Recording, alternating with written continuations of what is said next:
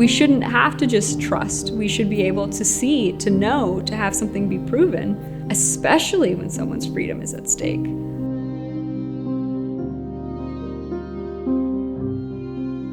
April 21st, 1980. A young woman, Michelle Winkle, her body was found in the Wildcat Den State Park, and she was found on Saturday, April 26th in the afternoon. She was naked except for a pair of socks and had apparent wounds and stabbings.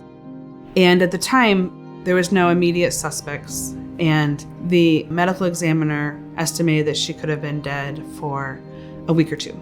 And then investigators discovered that her brother saw her on Monday, April 21st, leave her house to go into Muscatine to do some banking.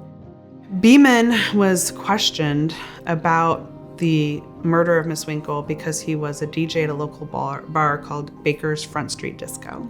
There were witnesses who said that they had seen Michelle at Baker's. On May 8th, they interviewed Bill Beeman for the second time. They still did not have a suspect or a murder weapon. During that questioning, a statement is typed up.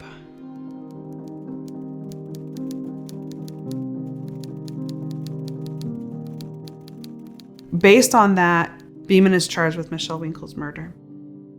In 1980, when Bill went to trial on the murder of Michelle Winkle, the state, they had no eyewitnesses who saw him.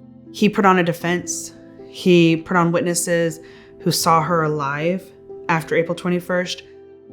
So in the end, Mr. Beeman was essentially convicted based on two pieces of evidence: his signed statement and a now discredited field of forensic science. So when we first started looking at the case, a lot of times what we do is we file an open records request or a FOIA request. Unfortunately, the law in Iowa does not allow us or even the defendant to get the records that were used in investigating the crime for which he was convicted.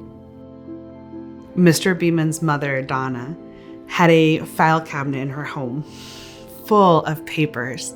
She'd kept everything the attorneys over, almost 40 years had sent her.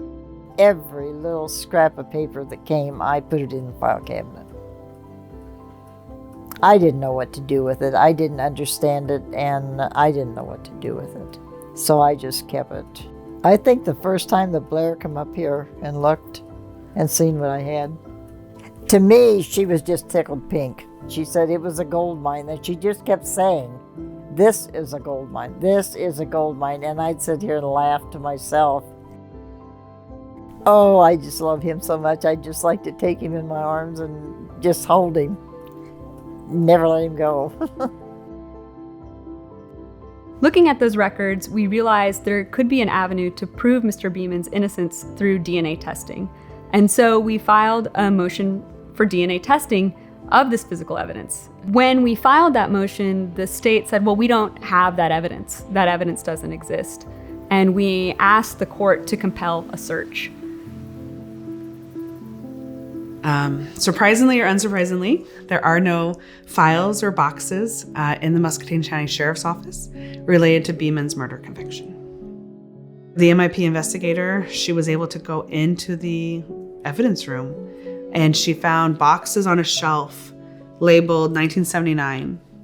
She found boxes labeled 1985 with defendants' names or victims' names, and there's nothing from 1980, and there's nothing labeled Beeman. But what they did find were the actual investigative records.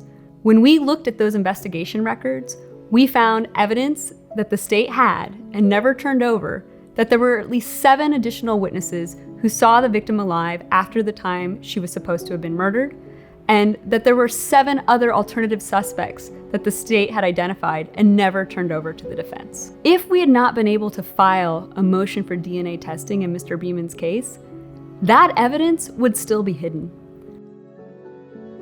For many years in Iowa, the status quo has been finality, and once you're convicted of murder, you have a mandatory life without parole sentence.